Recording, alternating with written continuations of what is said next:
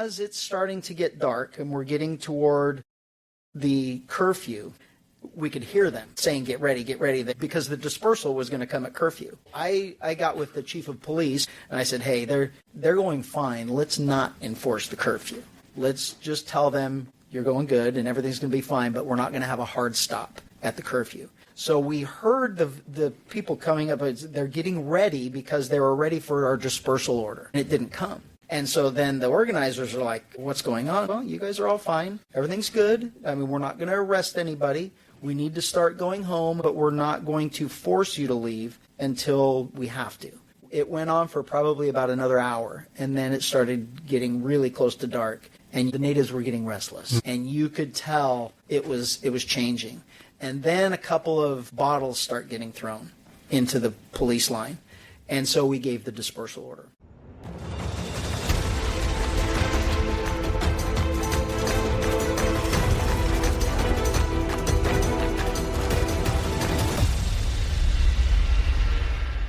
I want to ask you one more question before we get into your sheriffing. What is the most memorable case from your law enforcement career? And it could be as a sheriff, but something maybe that still sticks with you this day that you're proud of or left a significant impact on you. There's a bunch, and for many different reasons, helping families or experience the sorrow with families, those are very impactful for me. But I was as a sergeant at the Detective Bureau, and we were working on cases involving child molestation on the internet and arresting people that wanted to have sex with kids. And there was a Dateline episode, To Catch a Predator.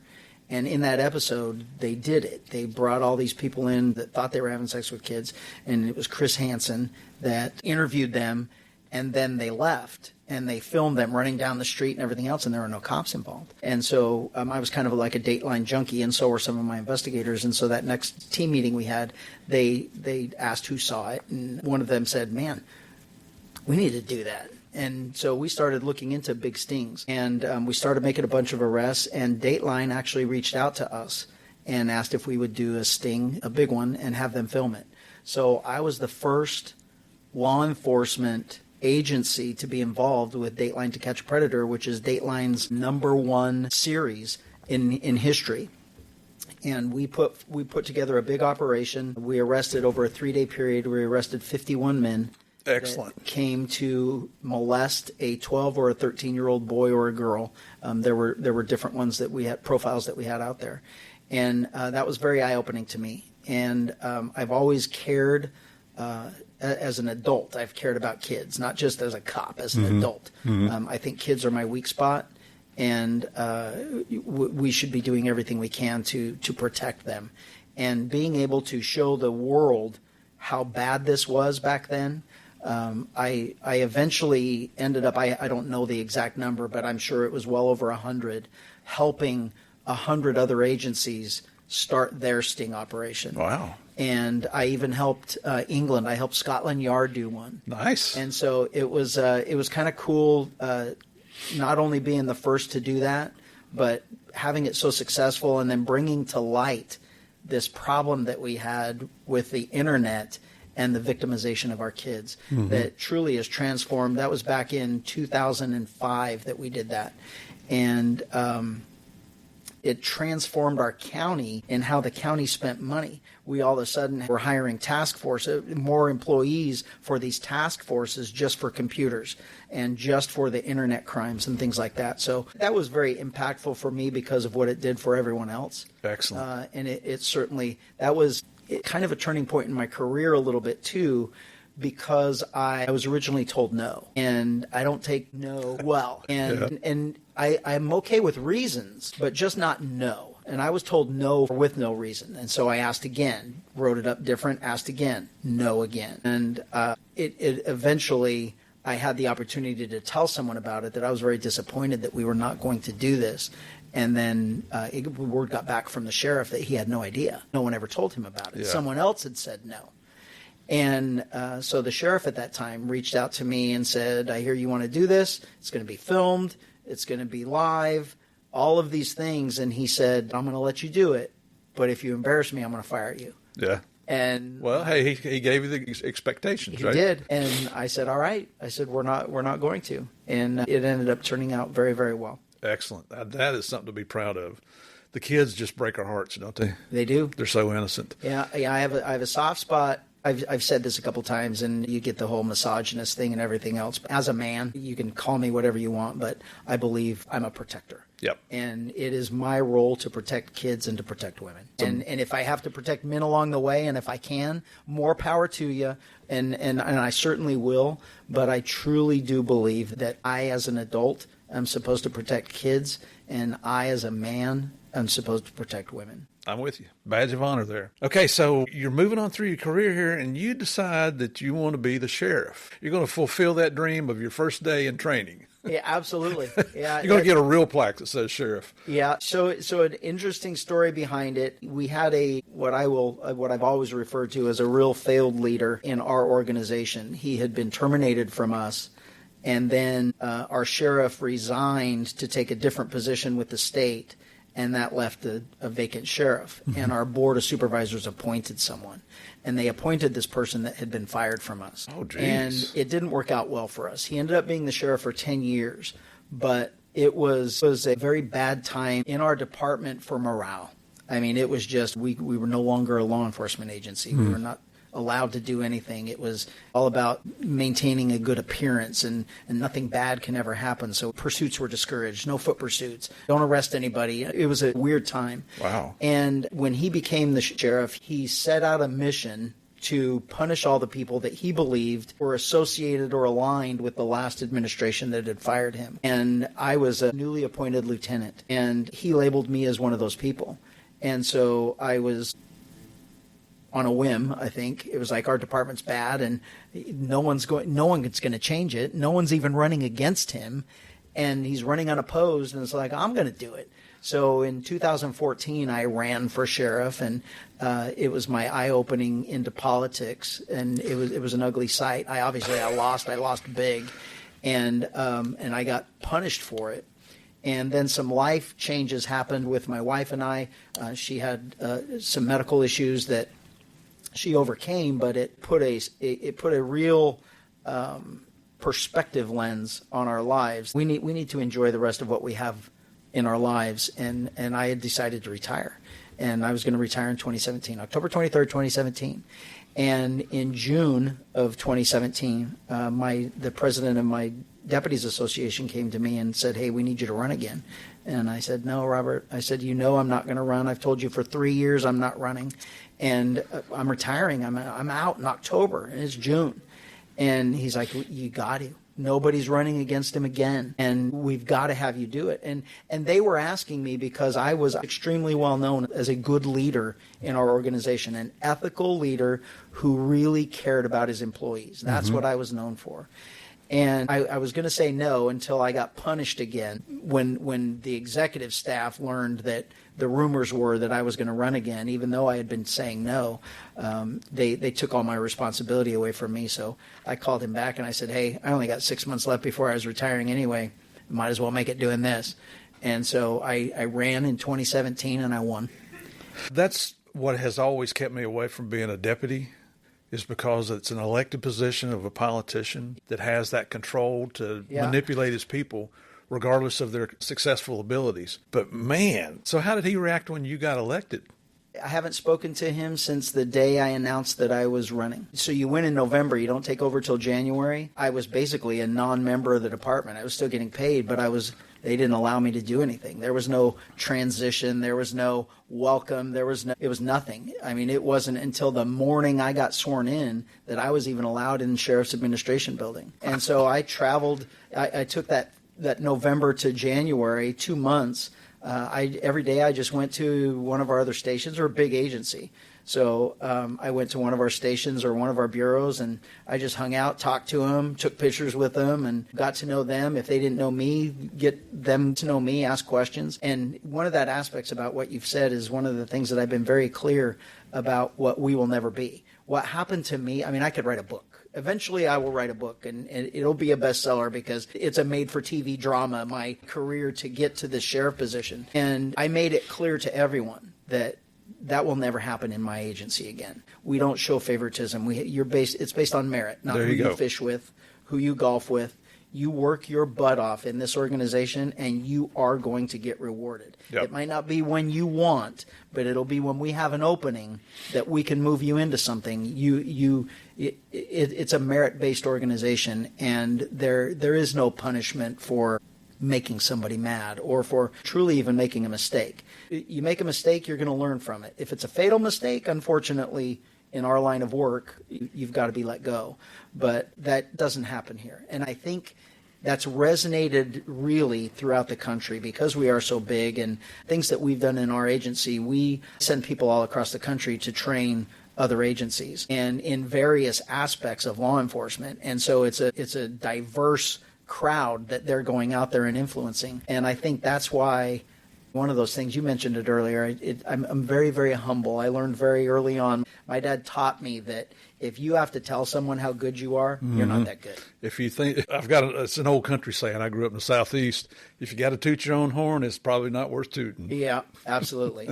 So sometimes it's hard for me to do that. And even in the campaign, you're supposed to go out there and sell yourself. And I would rather just have my actions and my works speak for me. But unfortunately, in this, you can't do it. I think that's how I treat my employees, how I run this organization, the respect that I have for them, knowing that they are more important in this organization than I am. I'm just overseeing it and making sure it goes right. Mm-hmm. But if they're not here one day, I mean, we fail. If I'm not here one day, they just carry on with business. And so I have that organizational structure right, and that, that pyramid, I'm at the bottom. I'm not up at the top. I'm holding up the weight of that pyramid. They know that, and that's resonated with all these. You saw me out front, and a lot of them, when I meet deputies or when I meet other police officers, is like, man, I wish you were my chief, or I wish you were my sheriff, or I'm considering lateraling over to your agency, and I've got friends that work there, and they just love it. And what a testament it is, and I like that because I don't really think it's me doing it. I think it's just me allowing something that is natural. It's natural for us to want to make things better. And I realize in order to make things better, and I mentioned this morning, you've got to be proactive in law enforcement. You've got to go out there and do the work. And with that, bad things happen sometimes. And just because a bad thing happens doesn't mean you did something wrong.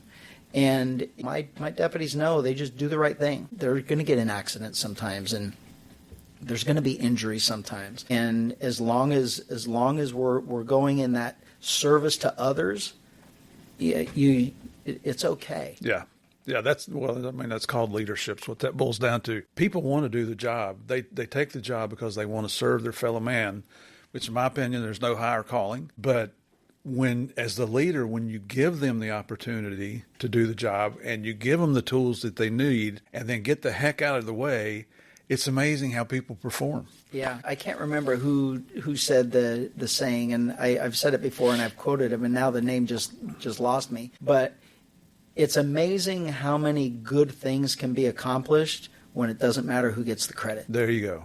I love it. So now, being a sheriff now for 7 years? 7 years. And that just wasn't enough for you, wasn't it?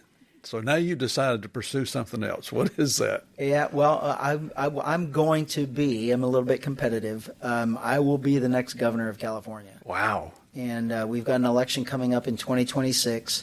And fighting for public safety for the last 6.5, 7 years, battling just an agenda in our state capital that is anti-public safety, that is very, very pro-criminal, has just been overwhelming to me. And then noticing in the last 2 years as the prospective candidates start signing up to be a candidate, I realized it's the same names and the same faces of all of the politicians that have put us here to begin with. Over the last couple of decades, it's all the same people. And they are responsible for us being here. And it was like, I got to do something. I'm at the point, as a lieutenant in my organization, I knew that the station that I commanded, that was my limit. That's all I can help, is the deputies below me and the people that we're serving. I can't influence other stations. And so I knew that to make that decision to run for sheriff that's where you make the difference. It has to be that leader that makes the difference down here.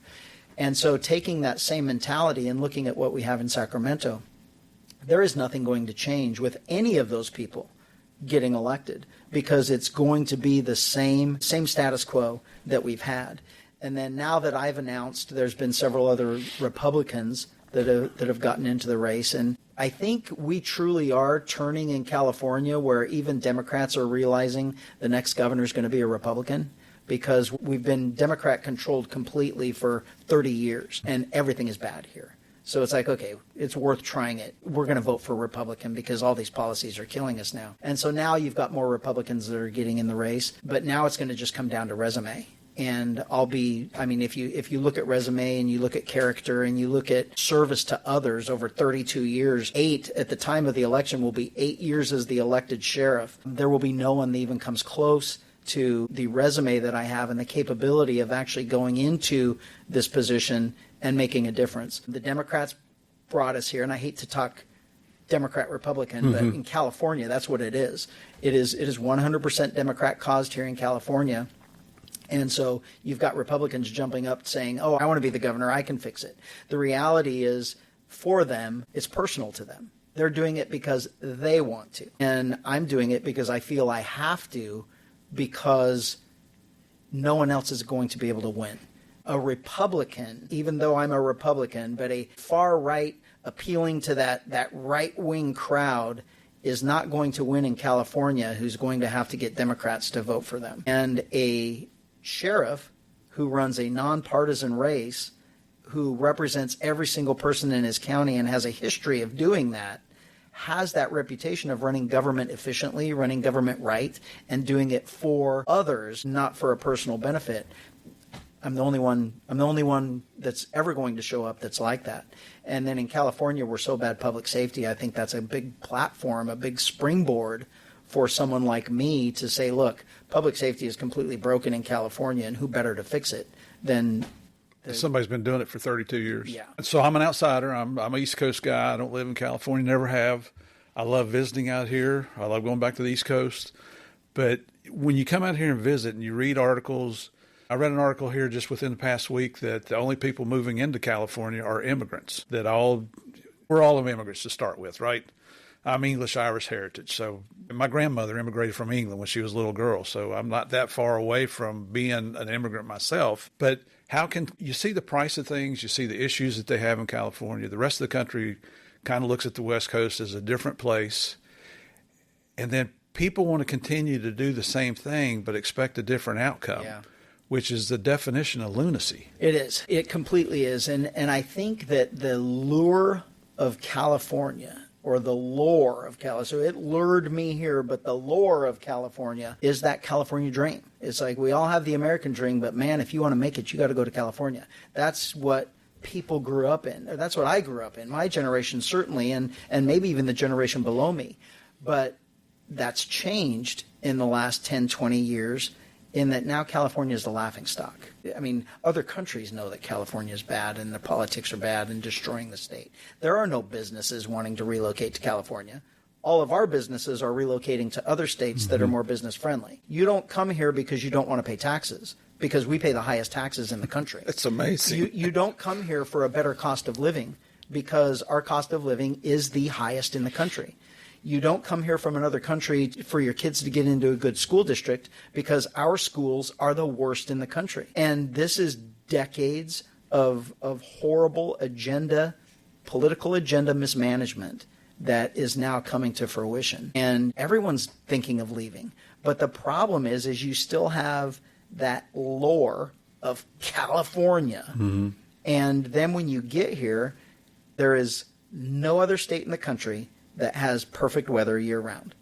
There is no other state in the country where you can snow ski one day and surf the next day in 60, 70-degree different temperature drop or change. And then the next day you can go to the desert and ride your ATVs and do all of those things that you want to do. And, we have hunting, we have fishing, we have any type of outdoor activity you want. Truly, and I'm not saying this just because I'm from California, because I came from a great state of Utah, which it has that same outdoor activities. But the weather is not the same in Utah as it is here. And that's what you have here, the difference in geography, that because we're a long state and a narrow state, the drive from desert to mountain to beach is short.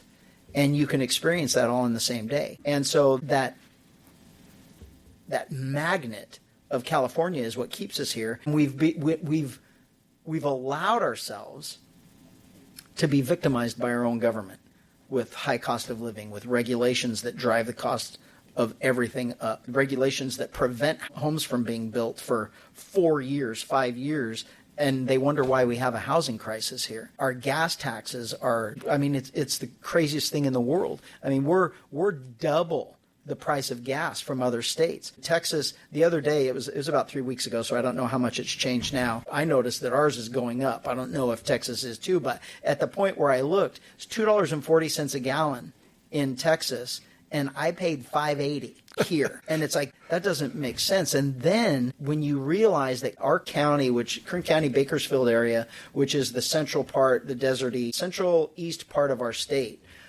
they have more oil below them than Texas, and we don't drill it. And so we're the biggest state in the country. We have more drivers than anyone in the country. We use more oil than anyone in the country, and we import 80% of our oil from other states and other countries. It should be embarrassing. Yeah. And we wonder why we're paying double for gasoline and everything else. That causes everything else to go up. The cost of goods and services that you're delivering, all of that goes up, and we wonder why our grocery prices are more expensive than everywhere in the country.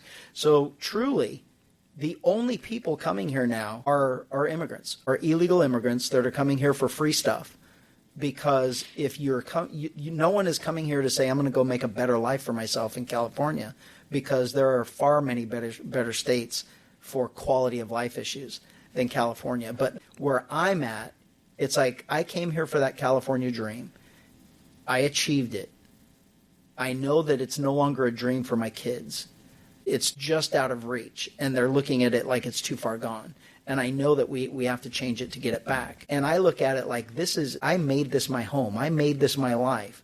Why am I being forced out of it? Am I going to allow myself to be forced out of my home and relocate to another state when all of these things are government imposed and they can be changed in a day? In a day, the majority of the things that cause us difficulty here in California could be reversed with a new governor, with a governor that actually just cared about Californians instead of what we have in Sacramento. It's all about special interests and money. And that's called being proactive, just as you did when you became sheriff. Yes. So there's one sticky point here that I want to ask you about, and I got your permission to ask the question before I posed it to you. When I was doing research on you, we've all seen the defund the police, the Black Lives Matter, all the protests that were going on, and those specific groups wanting government officials to take a knee with them. And I read where you did.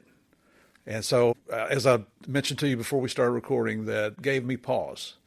But then I talked to some people that know you, and they explained to me what you did. And so what I want to do is I agree with what you did for the reason you did it. And I would ask that you, if you don't mind, if you could explain that to us. Sure. Why you took a knee that day. Absolutely, and I appreciate the question and the opportunity to explain it. Not something that I ever thought I would have to explain, but apparently in an election, everything's going to be twisted around or turned around or come around that you're going to have to answer to. And so I'm going to preface it by two things, and then I'm going to tell you. There's a saying that says, never believe anything that you hear and only believe half of what you see. True. And then my current situation in the law enforcement world, I am known as one of the most respected law enforcement leaders in the country, and particularly in the state of California. And you get even closer and you go into my county with not only my deputies, but with all the other municipal police departments and their officers and chiefs and everything else. I am extremely well recognized as a leader of law enforcement. Mm-hmm.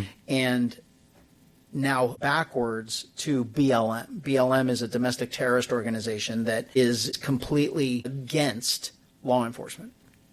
So those two things don't go together. Mm-hmm. Me supporting BLM doesn't happen. It can't happen. We're kind of mortal enemies because all of the things that they were alleging were untruths, and it was their fight against law enforcement, against standing up against law enforcement. into those riots that began with George Floyd, and cities started burning down. Los Angeles was on fire. We're about an hour and a half inland of Los Angeles, just a different place. Everything that happens bad usually happens in Los Angeles first when these things happen, and then it spreads to the rest of us outside the big city. It happens like that always. It's normally everywhere. And so we had a couple of days' notice that it was coming to us. And I wasn't going to let happen what was happening in Los Angeles. We were watching cop cars being overturned and set on fire, and stations being damaged and vandalized, and businesses being looted. It was absolute chaos. It was a true riot. And of course, it's always the peaceful protesters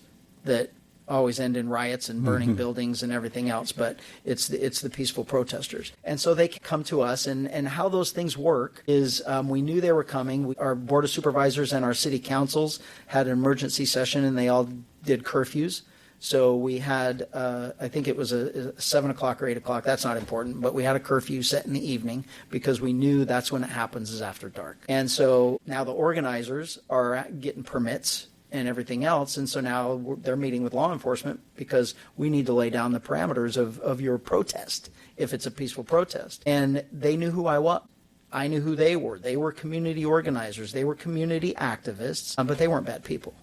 And so one of these aspects of meeting with them is they know who I am. They know that I'm a God-fearing man that prays in public all the time, that is not afraid of to pray. And when they left, they were like, hey, you mind if we pray? And so when they left my office, the 2 times that we met, we prayed and they went on their way.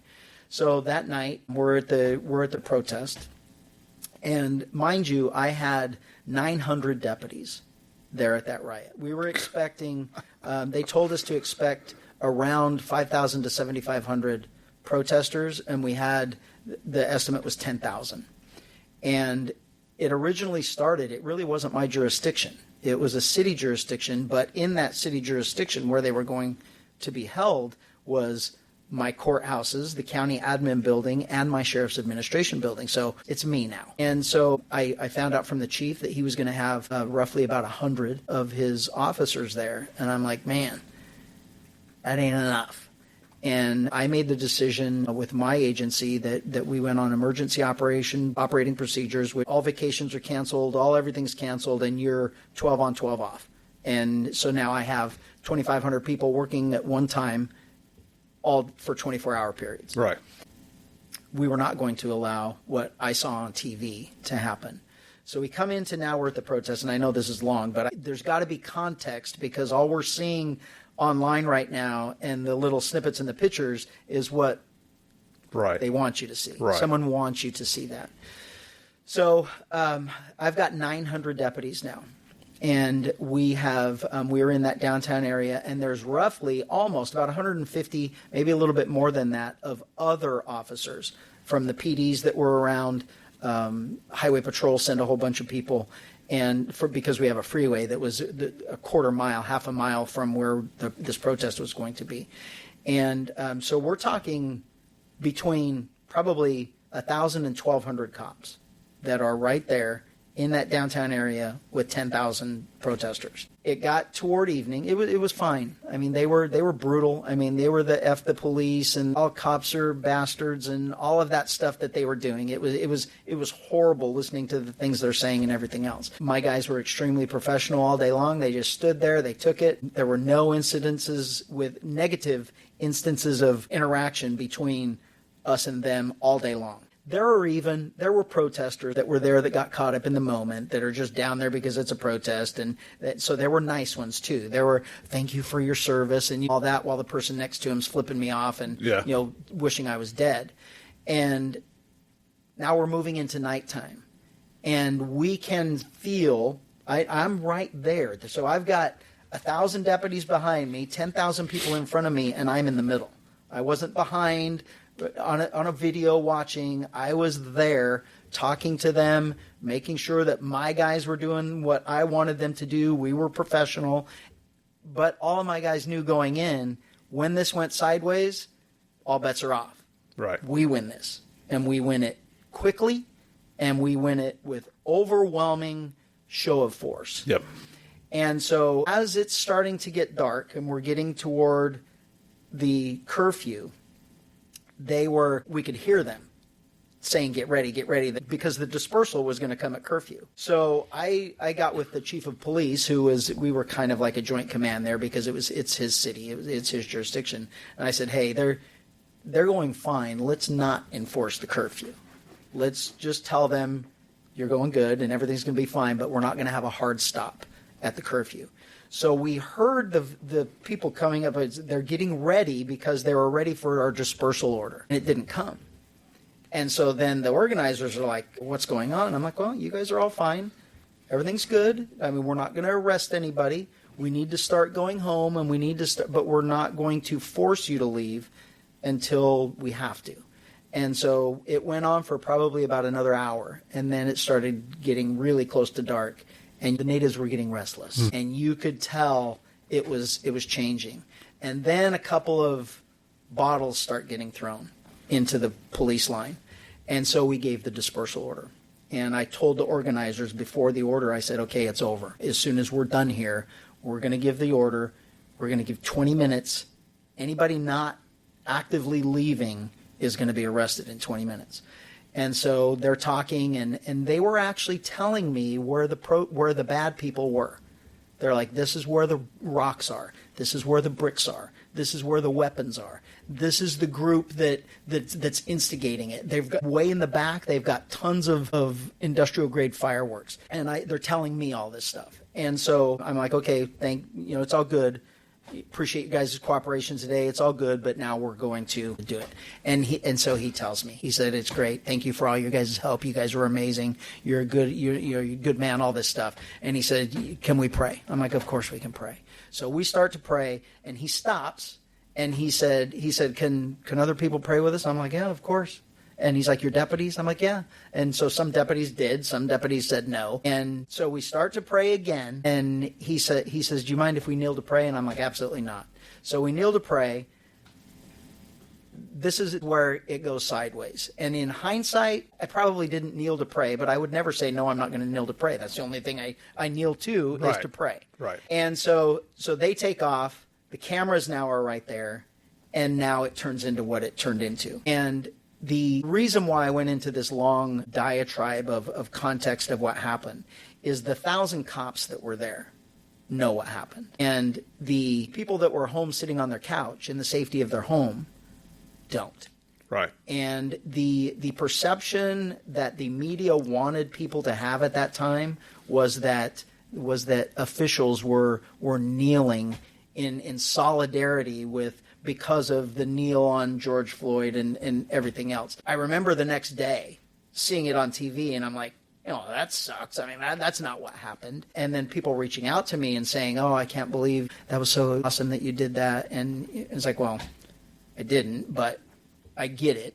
Mm-hmm. Why I did it, I would always do it again. I don't regret how it happened. I wish especially now, because people are wanting people to believe something that didn't happen. But at that time and what I did, being in the middle of that, being engaged with the ones that were going forward with that, I had to do everything I could to not lose a city. I mean, we have Riverside, our downtown area. We have one of the oldest buildings in the state, the Mission Inn. It's a hotel, unbelievably old, beautiful, beautiful, massive hotel. And it's lined by palm trees. And we knew, it's like that thing, we're losing. Those palm trees are going up, and it's going to burn, and we're not going to be able to stop it. We knew it was going to happen. And I did everything I could to keep them calm, and they didn't. And praying with them, I mean, that's normal anyway. And they even asked, they're like, we know you're stopping it. We know there's going to be arrests. We know this is probably going to get ugly. Can we pray for everyone's safety? Well, of course we can. Yep. And so I would do it again. They leave.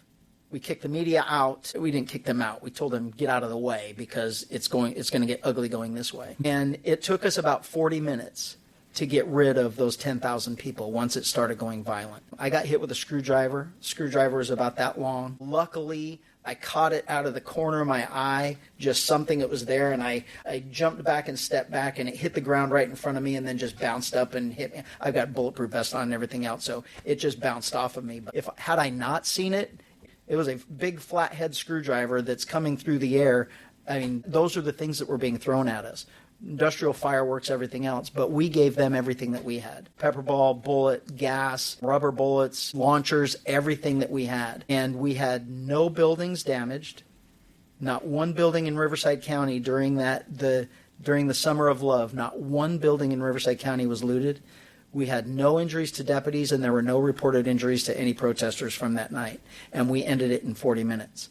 And after that, I set the tone. My agency, our response, that massive, overwhelming response, set the tone for LA to do it the next day. And then theirs was so out of hand, it took them 3 or 4 days before they really got a hold of it and they got it stopped. But everyone else started doing the same thing, and they all ended. The protests all ended. In Riverside County, we have intel that monitors all these groups, them in particular, but all the groups, the Antifas and all those things. No one comes to Riverside County. They don't plan anything in Riverside County because they know we don't allow it. Mm-hmm. We have a zero tolerance for anything like that. Back to the whole BLM thing. Never, ever, ever. Not only would I kneel to BLM and support their cause, it was domestic terrorism. I would not be the leader I am today in law enforcement if those 1,000 deputies and cops didn't know what actually happened there. And then that word spreads. You mentioned that someone told you. I mean, that's really all that matters to me. And in the end, there's been people that confront me and they don't believe me. And I tell them, look, you're either going to believe me or you're going to believe what you saw on the internet. Mm-hmm. And you're the only one that can decide that. In the end, I really don't care what you believe because I know the people that I represent, that I lead, I know what they believe. Right. And I know what they know. And that truly is the only thing that matters to me. And it's unfortunate that in this election, that something like that is coming up, which for me, my character, my stance against BLM before that happened, I mean, I was anti-BLM before it came to Riverside, and I was very vocal.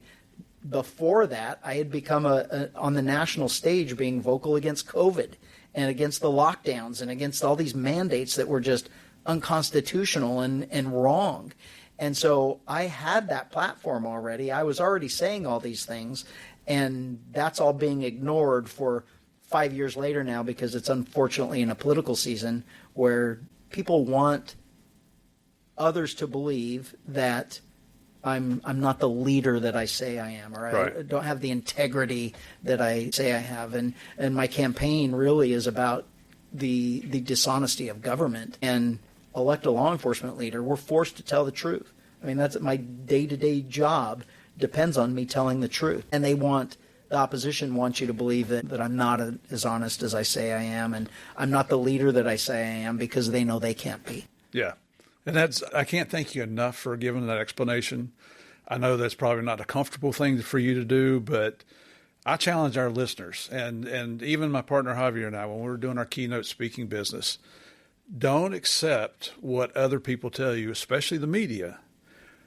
Find out what the topic is. We're all intelligent. We can make up our own minds. Do your own research, and then you independently decide. Don't let the media, especially the media, grab you by the nose or the ear and tell you this is what you have to believe. Yeah. Use your own brain, do your research, and then you make your own decision. Just like me, I had that knee-jerk reaction when I read that you'd taken the knee. I thought, well, do I want to interview this guy that agreed to take the knee? But then when I find out the real story, it's like, absolutely, I want you on here. And I'm just so happy that you agreed to explain it because that never happens in the media. Yeah, it doesn't. And honestly, and I know people tell me, even my consultants have said, you need to get a real short answer. And the real short answer, I tell them all the time, it's like, well, if somebody's going to sit and listen to the whole answer, then they need to hear the whole answer because there's context that comes with it. Because right. The short answer is what I believe is what the media is expecting and what these other politicians are expecting, because then they're going to point to that and saying, oh, he's just lying, because the short answer is, I was praying with them. And then they're going to say, oh, he's making that up. And it's like, Right. well, that would be easy for me to make the short answer, but then it's also easier for you to discount the short answer by me trying to cover up for it or something. Exactly. And I wish it was something that I didn't have to talk about, because I want to talk about the things that are destroying California. Yeah. And it certainly wasn't that. I mean, I saved Riverside and really Riverside County. And I don't regret it. And other than I try and live my life without any regrets. I don't ever want to say I have a regret, because you regret something that you did usually, or something that happened. Well, you also grew from that. So if it didn't happen, you learned from it, and then you never know how that's going to benefit from you in the future. And at that time, I was a brand new sheriff. And so I'm now in the national spotlight, fighting against COVID mandates and now these protests and civil unrest and all of that, and trying to figure things out. And it was very eye-opening to me that I believe, and sometimes it's wrong, but I will trust anyone. If I don't know you, I'm going to trust you until you give me a reason not to. Absolutely. Once you break that, now it's going to be pretty tough, you gaining that trust back again and, Right. and those things. But I will always trust in the beginning. And I had to change my belief in that dealing with the media, because up until that point was relatively fair. It wasn't always complete and it wasn't always accurate, but I wasn't an anti-media person. But after that, I realized it's like, man, they have an agenda. And that reporter knew what had just happened. And those people knew what had just happened, but they spun it as something else. And so if that wouldn't have happened, something else in my future, I may have been in worse shape, or some other tragedy or something that wasn't handled well that was spun by the media because I trusted them and got burned. Right. And that's never going to happen. Yep. So I did grow from that. I still, even those kids that I was dealing with, the organizers of that, I don't hold it against them. I know now in hindsight that I'm sure that was on purpose. I will tell you this, I was very critical of other law enforcement that was kneeling to BLM and kneeling at the time for the national anthem and all of that crap that was going on back then. I was extremely critical. And after that, I never said one negative thing about another chief or sheriff or cop, because it was like, I wonder if that was the same thing. Yeah. I wonder if they really did kneel to BLM, because at the time I remember thinking, why would a cop do that? They hate you. I mean, they're not. You can't be one of them. And so I changed my opinion a little bit. That, man, maybe I've been manipulated a little bit about these TV things that I've been seeing online, and it truly didn't happen the way I thought it happened. And it's like, Yeah, and I want our audience to know too that when I met Sheriff Bianco this morning after these opening ceremonies at this conference, I thought you were aware that I wanted to interview you. And you weren't. No. And he doesn't know me. He doesn't know about the narcos. He didn't know about. He does now because we talked a little bit. But he didn't know who I was, other than I'm a retired police officer coming to ask him for an interview. And he didn't hesitate. Now, the problem was, before we could get off that stage, the lines were going out the auditorium, because this is one of the smaller conferences, this annual conference I come to, but there's still 700 cops here. And they're lining up wanting to take pictures for him. Cops don't do that. And I told you coming back here, if you've earned the respect of those people, far be it from me to interfere, because they want their 15 seconds with you to take a picture of somebody that they respect, somebody that they're going to support to represent them here in the state of California. So when he's saying that he trusts people until you give him a reason not to trust you, he proved it to me this morning. So, and just one final question here for you, and I'll let you go. And I got to thank you so much for giving me so much time this morning. But if you get elected governor or you don't get elected governor, what is in store for Chad Bianco in life after law enforcement, life after public service? Wow, I haven't even thought about that. Well, whatever it is that I'm doing with either the sheriff or as the governor is, I'll just be a grandpa. I'll go back to being nothing but a husband and a grandpa now. I got some young grandkids that I had fantastic relationships with my grandparents, and I'm going to make sure that my grandkids have the same thing.